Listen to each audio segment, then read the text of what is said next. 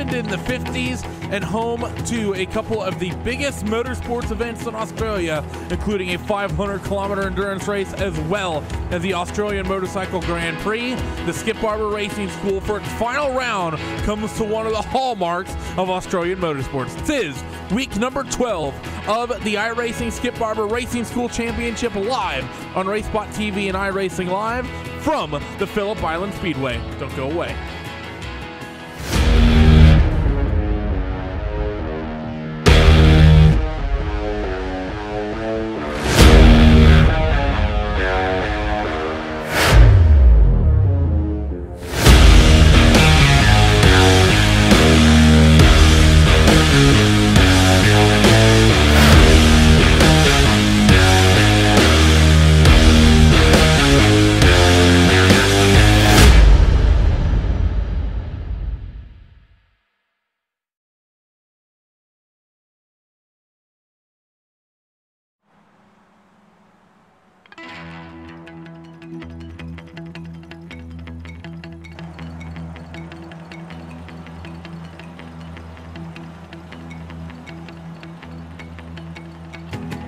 Welcome back here to RaceSpot TV and iRacing Live as coverage begins here from RaceSpot TV and iRacing Live down under on the coast.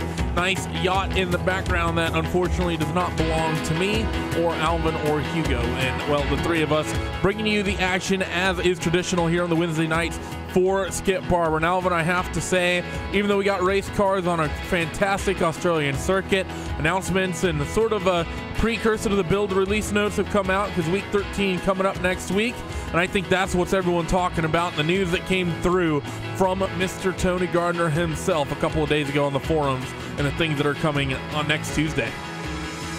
It certainly is, and you know, the big news that are coming next week, it will absolutely change iRacing in ways that perhaps we haven't seen, especially with the LMP ones, but that is for next week. We still have 6 days for that to happen. Today we're here at Phillip Island, and for the last round and for the last time ever here on RaceSpot TV, perhaps a little bit, perhaps for a while, sorry, but a very interesting race, because every time we have come in here at Phillip Island with the Skip Barbers, we know that this isn't a race of skill. It's pretty much trying to stay with the pack, and today it's not going to be the exception for sure. Phillip Island is definitely a draft circuit in these little Skip Barber formula cars. We've seen pretty much every single racetrack that these guys come to be a very, very draft-heavy racetrack, and especially here, Alvin, there's only a minute and some change left. We're going to take a look at the point standings. We're going to expect to see that as well. Phillip Barber, he leads the way by about 45 points, over Jordi Lopez. Diego Francisco, Ade Lopez, and Andrew Picario rounding out the top 5. So if you're Phillip Barber, you're pretty nervous coming into this round, because you have Jordi only about 40 points out. Then about 60 points out, you have Diogo, who was leading up until a couple of weeks ago. It certainly is, and now that'll be one of the big questions sent here today. Perhaps this will be the biggest SOF race that we will have for Phillip Island, and it'll be really interesting because, like I just mentioned, it is not really a race of skill. So just because you qualify in pole position doesn't mean you're pretty much going to run away with the race. That being said, I think that in order to have a chance for the winner here today, I think you have to qualify in the top 10. So, of course, a famous racetrack in Australian motorsports, such iconic corners such as Eamon Doohan Corner. You also have, and of course, Honda. Lukey Height's very experienced. And, of course, that front straightaway, Gardner Straight, I'm sure named after the president of iRacing, Tony Gardner himself. But with that, starting grid is getting set right here, right now. So let's go down your starting grid for the final round of the iRacing Skip Barber Racing School Championship. Andre Shibalik, he's going to be on pole.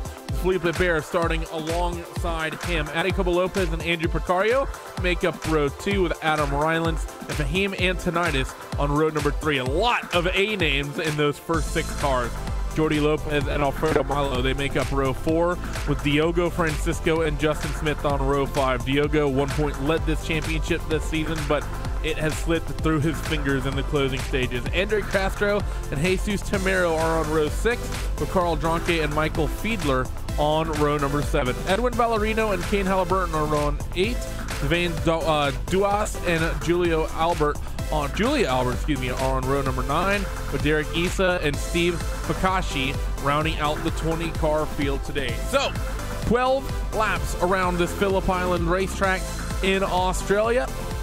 Going to be an exciting time. 1 minute 44 is the lap times these guys are doing in qualifying, so it's going to be a pretty long race. As we're going to bring the music down here in just a moment and then bring you all the action in this one. Still waiting on a couple of cars to get themselves onto the grid. And now, how will the run be in towards corner number 1? This is sort of a favorite for some of the faster Grand Prix cars we have on the service. We've seen the World Championship stop at this racetrack numerous times. It always puts on an interesting show. Interesting turn 1 as well, as it's not very tight. It is 90 degrees round. Very quick, very flowing. All cars on the grid. Revs are up, waiting on the lights. And we are racing for the 12th and final time in 2018 Season 1. It's a good jump as everyone tries to get themselves single file. Everyone's going to start swapping and fighting for positions. Adam Rylance, he fights with Fahim Antonitis on the run in towards corner number 1. As your race leader, Andre Shibalik, he's through clear through corner number 1 on the run now into the southern loop. And is Phillip going to go for that move up the inside of the 10? No, he's not. They're side by side behind for 4th place. Adam Rylance, he's got pushed out wide. Is Fahim Antonitis going to pick that spot up? And here comes Jordi Lopez Jr. now. He's going to try to make some spots up as they run down in towards the Honda corner at turn 4 for the first time.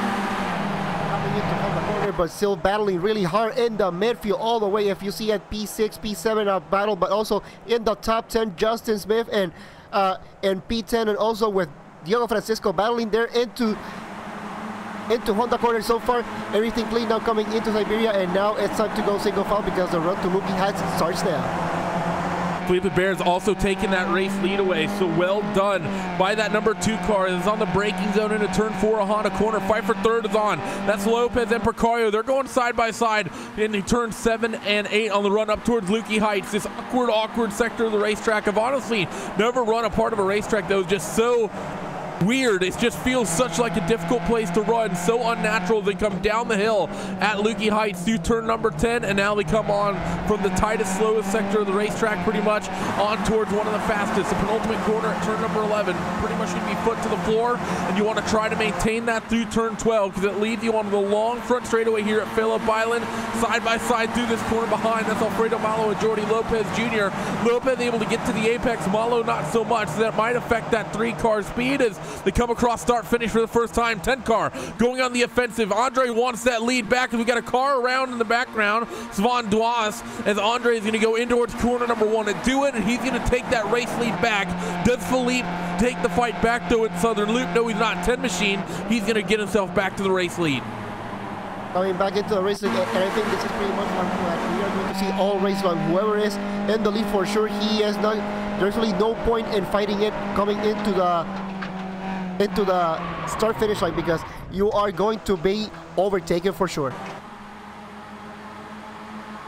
So Andre, he's going to take the outside into Honda corner, and that was brave considering Philippe Bear is going to throw the nose up. So Philippe Bear wants that race lead back, but that number 10 machine is going to be able to hold on to it on the run into Siberia. So well done by him to get that traction down. Adecobo Lopez, he also held on to the 3rd spot, and there's still just this big long train of cars, all single file here as they make the run towards corners number 7, 8, 9. Once again on the run up towards Lukey Heights. Everyone's still, Alvin, so close together here. We've had a couple spinners. We have another car up, Edwin Ballerino, the 11. He's just had an issue. Where is this? This is somewhere near Siberia, and he got into contact with a 13 machine of Michael Fiedler. I'm not sure what the 13 car was going for there, Alvin, but there wasn't much of a gap. That said, the 11 car was damaged. That's sort of a 2-into-1 situation. And definitely, this race seems a little bit silly because I was expecting all the drivers to be a bit more behaved and going single file throughout most of these races because it's all about the slipstream, but it's been all the contrary. From the drop out of the reflag, everybody trying to go for any position that they can. Now, with that said, well, we have 3 wide for the lead. 3 wide in towards corner number 1. The 1 machine, Adecobo Lopez, is going to thank you very much, gentlemen, in towards doing, and he's going to take that race lead away. So 3rd into 1st in through 1 corner, always a good option if you can make that happen. Ade, he's going to hold on to it now through the southern loop. And Philippe Bear cycled into 2nd, and Andre has fallen back to 3rd. Fahim Antonitis 4th, and Andrew Precario 5th. The top 10 is going to be Lopez, Malo, Rylance, Francisco and Castro. They go running into the Honda corner once again. Is Ade going to be able to hold on to this? No. Phillip Barber, he's going to nose ahead in towards this corner and likely going to take the race lead. There's a bit of a stack up behind. A couple drivers forced wide. Maybe a couple little contacts, but overall everyone's through clean as they make the run through the 180-degree left at Siberia. Everybody they're clean, but car number 20 a little bit of a wiggle there coming out of Honda corner. Steve Ficacci just had a little bit of a wiggle, but this battle here for the lead, I was expecting more of a 6, maybe 7 car train, but it's been really interesting that so far we have 13 cars. Well, actually made that 11 cars. Actually, sorry. So math with Alvin here in the middle of the race. Phillip Barber has gotten himself to that race lead as Cobo Lopez is going to be working himself in that second spot now, as Andre still in that spot up towards now the final couple corners for this 2-car to lead lap number 3 here. And let's see what Ade Cobo Lopez in that 1-car does. We saw a big run for the 3rd place car last circuit around this place, but this time Ade, he seems to have that final corner really figured out and carry a lot of speed. But here comes momentum from behind as well. 10 Machine, they're going to think about 4 wide into corner number 1. The 7 car is going to throw his hat into this one as they're 4 wide into the first corner. Phillip Barber is going to go from 1st to 4th in the blink of an eye, and there's still 3 wide fighting for it. Now they get 2 by 2 as Ade is going to hug the inside into the southern loop, and Andre Shibalik, whose name I'm probably butchering, but he's doing a fantastic job in this 10 car, going to slot himself into the second spot as Phillip is taking the fight right back to him. But now that 10 Machine has the inside and preferred line on the run down into the Honda corner, and Jordi Lopez Jr. wants a bit of this as well. I'll say what car number 2 did there. I think it was more of a smart move. He knows that there is no point trying to go 4 wide into turn number 1. So I think it was more of a smart move, and it is definitely paying off right now because he's running in P2, going for Ade Cobo Lopez. But now Jordi Lopez Jr. running in P3. This is a really interesting race so far. Very aggressive, and typically we see people, these long trains of cars, they like to stay single file. Not today, as everyone's getting really aggressive. See the 2 Machine of Phillip Barber right on the gearbox of Ade Cobo Lopez. They're 2 by 2 behind as Jordi Lopez makes a move on Andres, and meanwhile Alfredo Malo is trying to make the same move happen on Fahiman tonight. It's not quite as clean though as they come down the brakes into Lukey Heights, and the 3 Machine very close to the rear bumper. He's going to get a tap from that 7 car, and I think that was all in that 3 Machine of Alfredo Malo. Was so tight, trying to really pinch the apex there of Fahiman tonight, and I think that 3 car pretty much did that to himself, Alvin. Yeah, pretty much to himself, but now we are seeing perhaps the first split on the field here. Now we have a pretty solid 4-car runaway, and that being said, well, they're going 3 wide for the lead again.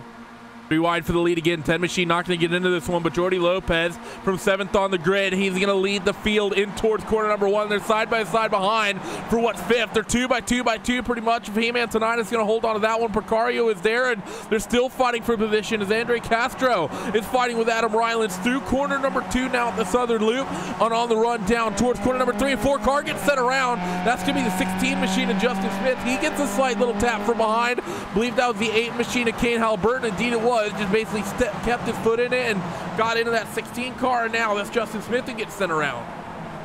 Yeah, really unfortunate there for car number 4. Now the question is for that secondary pack being led right now from Andrew Precario. Are they going to be able to perhaps stop racing for a while and try to go single file, because we know that the more they race, the more this leading pack they are going to run away, and the chances for a win are definitely going to slip away for that secondary group. Jordi continues to lead the way here as the likes of Liber, Lopez, and Andres very close as they come down the hill at Lukey Heights once again, through that 180-degree right and then back towards just about sort of 70 to 80-ish degree left. That's so long. Need to fight the understeer here as you come off that corner, and then as you come in towards corner number 12, the final corner, need to maintain as much speed as you can.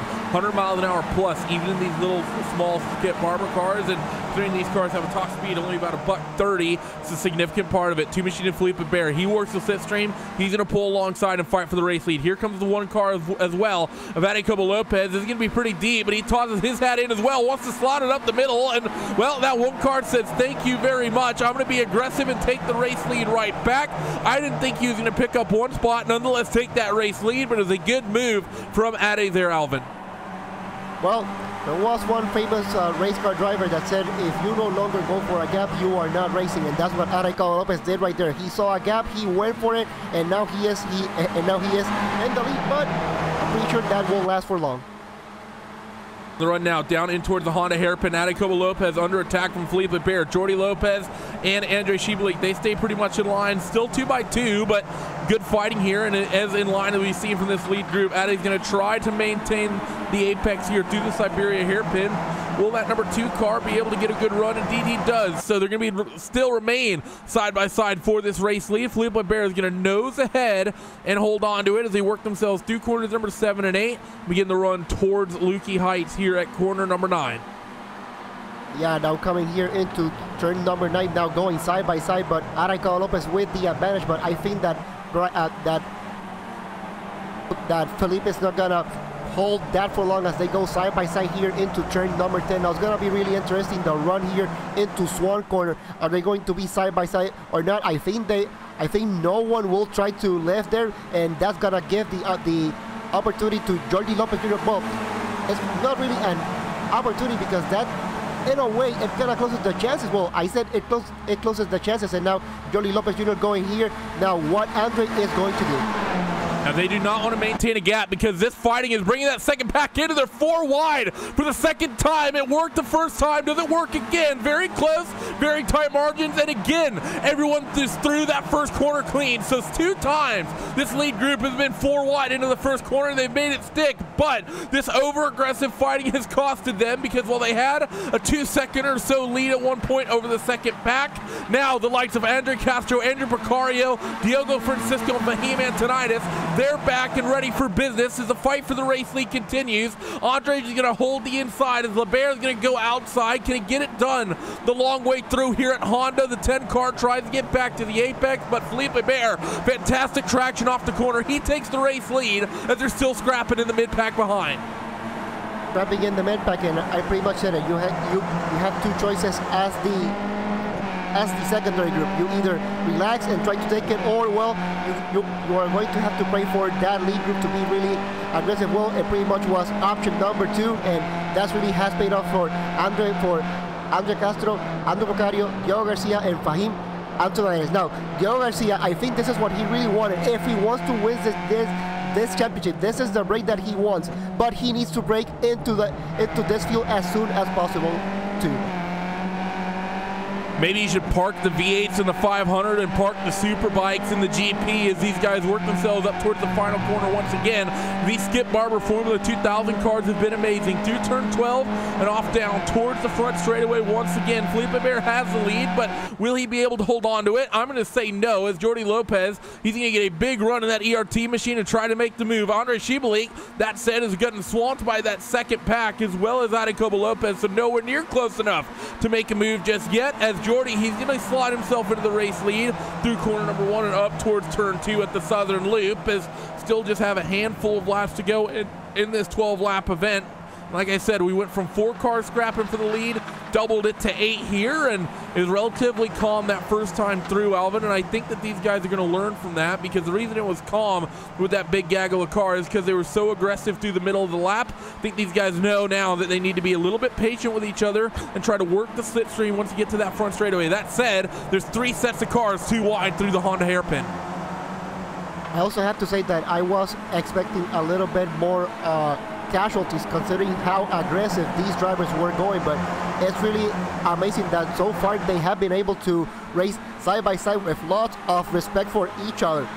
We've seen many circumstances where they have got 3, even 4 wide into turn number 1. So that being said, Andre Castro now running in P4. He's been able to go past Jacobo Lopez. I think that is a really interesting driver that we really need to keep an eye on. 5 wide is the record I've broadcasted on RaceBot TV, and that was in a Friday night dirt night broadcast, super late models at Lanier a handful of weeks ago. Can these guys outdo it? They've been 4 wide twice, and that's only happened a few times all season, so that's quite remarkable. Off the final corner for the 8th of 12 times. Two Machine of Phillip Bear, definitely close enough to make a move. He's going to pull out of the slipstream. 10 car, he's going to do the same as well after he follows Phillip a little bit, or is he? What's he going to do? Is it going to be 3 wide? No, he's going to be patient with it. Sort of gives himself a little room, but they're just going to remain 2 by 2 pretty much, as Phillip Bear going to easily take that race lead, and Jordi Lopez Jr. quite handily there slots himself into second. That said, Phillip a little bit of a checkup on the run into turn 2, bit of an accordion effect, do this entire lead back now, but everyone's going to stay clean, as there's going to be 4 laps to go right now, 3 laps to go at the line, Alvin, and these guys, something needs to happen. They're a couple 2 by 2. 10 Machine in 17 said something was going to happen, and there it goes. 10 cars spins in front of a number of people, collects the one of Adecobo Lopez as well. As 3 guys, they're able to scrap through, keeping their foot on it. And that was the big one that we were expecting. Now we got a replay on the screen. It all started with Andre and Andre getting into each other, and that kind of set the whole chain reaction. And unfortunately for Adecobo Lopez, this is race over for him. Now, what's going to happen here is Phillip Bear, he's going to be stuck fighting with Jordi Lopez Jr. You still have Diogo Francisco, Fahim Antonitis, and Andrew Picario. So even though we've lost 3 cars, still a very significant fight here for the race lead. And we saw 4 people put on one heck of a show.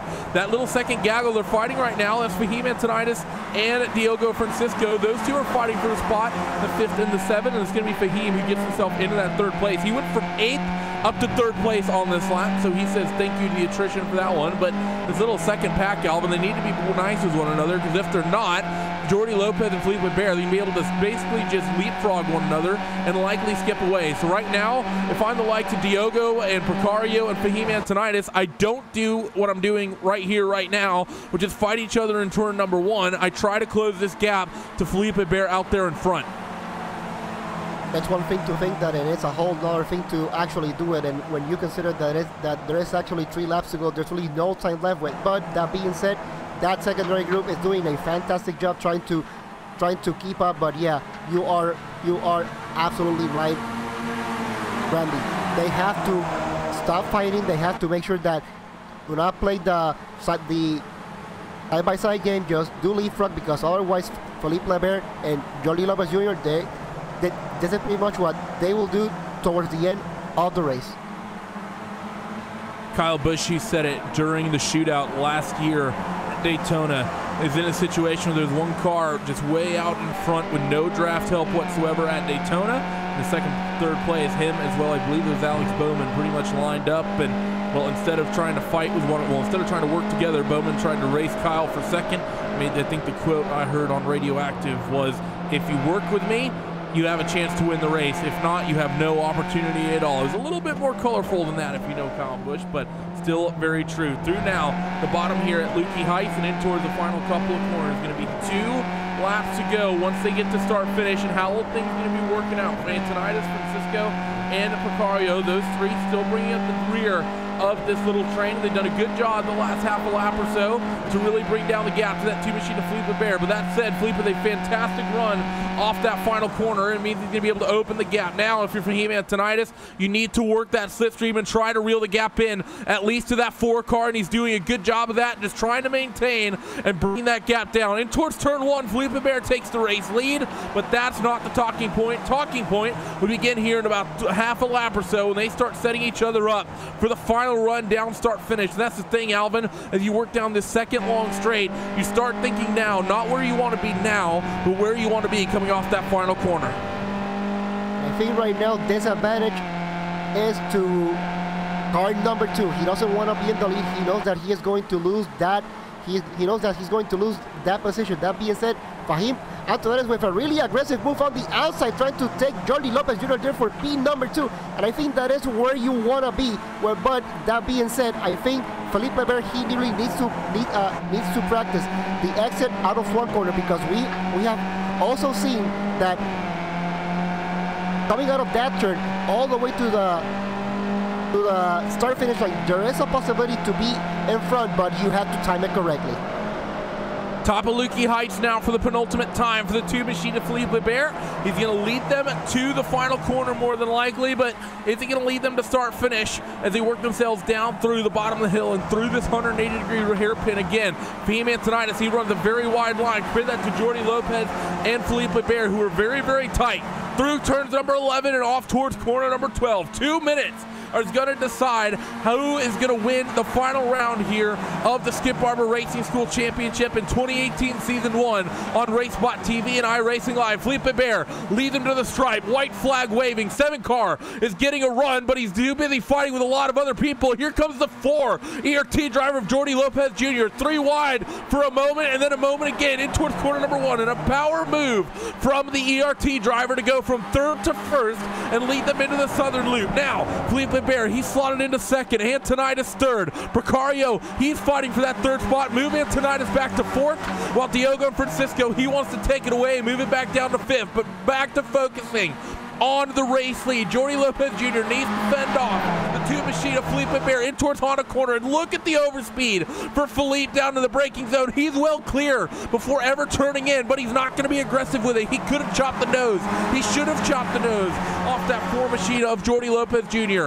in towards Siberia, side by side for the race lead, and Jordi falls back into line. Precario, he still sits in 3rd. Fahim in 4th. Diogo breaking up the rear of this train. Now the big question you have to be thinking about, if you're Phillip Bear, is can you lead this final lap once you get to start finish? Here they come into Lukey Heights for the final time. Will there be any side-by-side here? The potential braking opportunity, potential passing opportunity, but it's difficult to make work. 4 car, he's going to look to the inside, but I think that's a bit of a fake, just harassing the mirror on Phillip Bear, trying to get him to make a mistake. They all remain single file through those last couple handful of corners before this final one at turn 12. There's only one groove through this corner, and the 2 machine of Phillip Bear has a gap.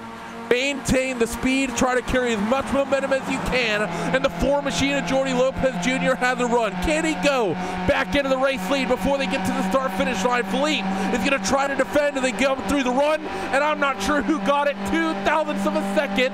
The 4 car, Jordi Lopez, took it at the stripe. That is pretty much all it took. 2/200ths of a second. Great timing there by Jordi Lopez Jr. I mentioned it. If you were running in the lead, there is the possibility that you may still win the race. He timed it to perfection, and well, Jordi Lopez Jr. stole that victory away. Congratulations to him. And what a race. I mean, you couldn't have it any other way. We saw 4 wide into 1 twice. It got to the point where 3 wide was almost a little bit boring, and the top 3 are separated by under 1/10 of a second. One of the best races and a crazy way to end 2018 Season 1 for the iRacing Skip Barber Racing School Championship.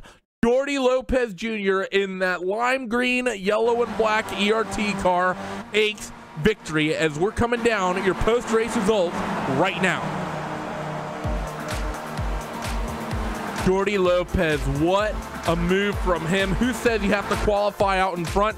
He starts in 7th, and he comes away with the victory. Phillip Bear in 2nd and finishes 2nd, 0.02 of a second away from winning this thing. Andrew Precario is in 3rd, Fahim Antonitis 4th, and Diogo Francisco, he rounds out your top 5.